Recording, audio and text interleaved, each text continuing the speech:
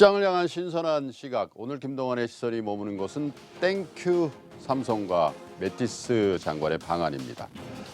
어제 중국이 또 우리 화장품에 대한 제재 소식이 전해지면서 우리 시장이 또 충격을 받았죠. 이 질검총국이 발표한 지난해 12월 수입이 불어된 화장품 중에 물량 기준으로만 보니까요, 52% 그러니까 절반이 넘는 게 우리 화장품이었습니다. 물론 질검총국의 입장은 기준을 못 맞춘 걸 적발해냈을 뿐이지 이거 사드와는 관계없고 경제 제재는 더욱 아니라고 하고 있죠. 믿거나 말거나 말입니다. 아마도 중국의 우리 수출품, 한류 또 유커 방안에 대한 조이기는 올해도 계속될 것 같습니다. 올해 우리 경제를 걱정하는 많은 분들의 주된 논리가 중국이 이렇게 나오는데 또 트럼프가 보호무역주의를 하니까 우리가 이거 양국 간의 샌드위치가 돼서 참 걱정이다, 이런 얘기 아닙니까? 일견 맞는 말씀입니다. 그런데 잘 뜯어보면 다른 국면이 될 수도 있을 것 같습니다. 지난 주말에 제임스 매티스 국방장관이 우리나라를 다녀갔죠. 국방장관으로서 첫 번째 방문지로 우리 한국을 꼽았습니다.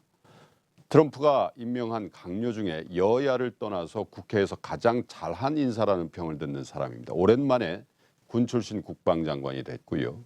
매독, 그러니까 미친 개라는 별명을 갖고 있는 강경파지만 실전을 꿰뚫고 있는 야전 지휘관 출신입니다. 그런데 이 제임스 매티스 장관이 타고 온 비행기가 또 화제였죠. 이 핵전쟁이 났을 때 대통령을 비롯한 미국 수뇌부가 타고 핵전쟁을 직접 지휘를 하는 미국 핵전쟁 지휘부, 이른바 둠스데이 플레인을 타고 왔습니다. 굉장히 이례적인 겁니다. 한국은 어쩌면 핵전쟁이 날 수도 있는 지역이라는 상징적인 의미도 담고 있다고 봐야 되겠습니다.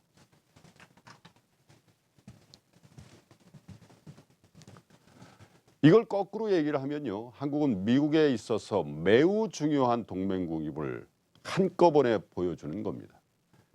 양국 간 국방장관이 혈맹이라는 선언적인 말을 썼지만 어쩌면 트럼프 정부의 대한국 간의 일면을 보여준 걸로 보입니다. 오바마 행정부의 이른바 아시아 회귀 정책의 중심은 어디까지나 일본이었습니다. 미일 관계가 오바마 아베 연간처럼 좋았던 때는 없었습니다. 오바마가 히로시마 원폭 위롱탑에 헌화를 했고 아베가 진주만에 갔습니다. 트럼프 행정부의 아시아 정책, 즉 중국에 대한 견제 최전선으로서 한국의 전략적 중요성을 다시 보고 있을 수도 있습니다. 연내 사드 배치를 재확인한 것이 그 상징입니다. 물론 우리가 올해 대선을 앞두고 있다는 것도 염두에 뒀을 겁니다.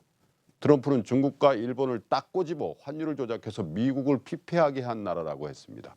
그의 참모, 통상부분 핵심 참모인 피터 나바로는 같은 시각대에 독일을 때렸습니다. 어디에도 한국은 없습니다.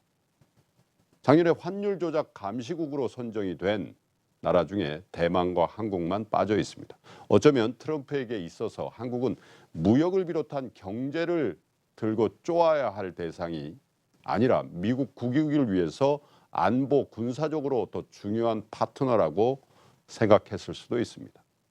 경제적으로 매우 때리면서 안보는 혈맹이라고 하는 거 뭔가 좀 안 맞는 것 같지 않으십니까?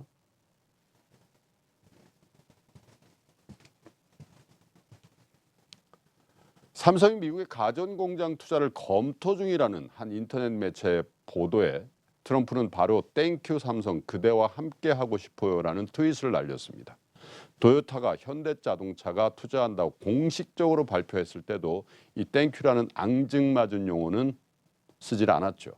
맞습니다. 우리 경제 미국과 중국이 사이좋게 지낼 때 가장 좋습니다. 그러나 한 산에 두 마리의 순놈 호랑이가 살 수가 없죠. 어차피 미국과 중국은 물고 뜯고 할 운명입니다.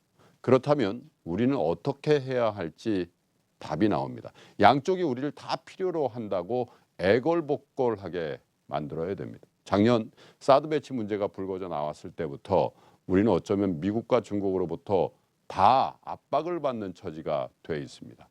이쪽으로 줄 안 서면 알아서 하라고 말입니다. 중국이 그러는 것까지는 이해가 되는데 미국이 우리에게 설득이 아닌 압력을 넣은 건 바로 일본의 존재가 있어서입니다.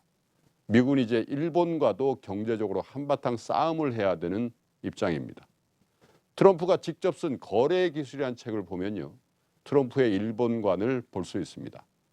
일본은 자기중심적인 무역 정책으로 미국을 압박함으로써 상당히 부유해졌다. 이미 30년 전에 쓴 책이지만 트럼프란 사람은 생각을 잘 바꾸지 않은 걸로 유명하죠. 어쩌면 트럼프 행정부에서 우리는 일본에 비해 경제적으로 조금 더 자유로운 위치가 될 수도 있습니다. 물론 비교적 얘기입니다.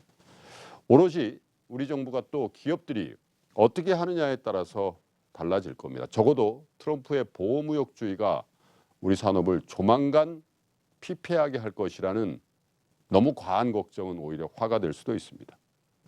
그래서 더 답답합니다. 지금이 트럼프의 외교 통상 정책이 결정되는 이른바 골든타임인데 우리 정부는 또 우리 정치권은 지금 뭘 하고 있는지 말입니다. 지금까지 김동완의 시선이었습니다.